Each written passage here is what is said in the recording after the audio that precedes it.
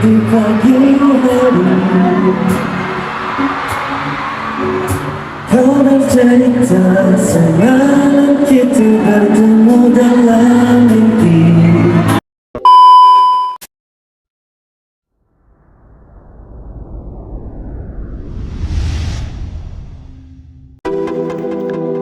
Seluruh negara yang ada di dunia memiliki bahasa persatuan atau bahasa kebangsaan masing-masing, termasuk dengan negara Indonesia. Pada Sumpah Pemuda telah diikrarkan bahwasanya bahasa persatuan negara Indonesia adalah bahasa Indonesia, sesuai dengan satu butir isinya, yaitu kami, putra-putri Indonesia, berbahasa satu, bahasa Indonesia.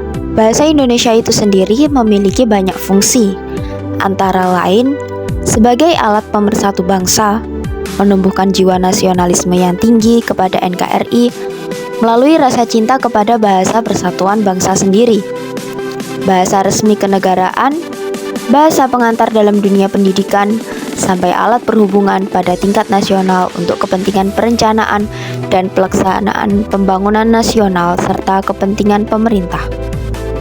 Sebagai seorang anak muda generasi penerus bangsa, lantas bagaimana cara membiasakan diri untuk cinta terhadap bahasa Indonesia? Bagaimana cara menumbuhkan rasa cinta itu sehingga kita sendiri dapat memahami, mengerti, dan menggunakan bahasa Indonesia dengan baik dan benar? Sering kita dapati bahwa banyak anak bangsa yang kerap mencampurkan bahasa Indonesia dengan serapan bahasa asing. Padahal Kemendikbud pernah menargetkan bahwa pada tahun 2045 mendatang, bahasa Indonesia diharapkan menjadi bahasa resmi PBB yang kini telah memiliki 6 bahasa, yaitu bahasa Inggris, Prancis, Spanyol, Rusia, Mandarin, dan bahasa Arab. Hal ini bisa menjadi alasan kuat untuk tetap mempertahankan bahasa Indonesia. Ketika pemerintah sendiri sedang memperjuangkan agar bahasa Indonesia masuk ke dalam lingkup internasional, yang mana jumlah negara di dunia sendiri lebih dari 190 negara. Apalagi di era globalisasi ini, cukup banyak peminat dari negara lain yang turut ingin belajar bahasa Indonesia.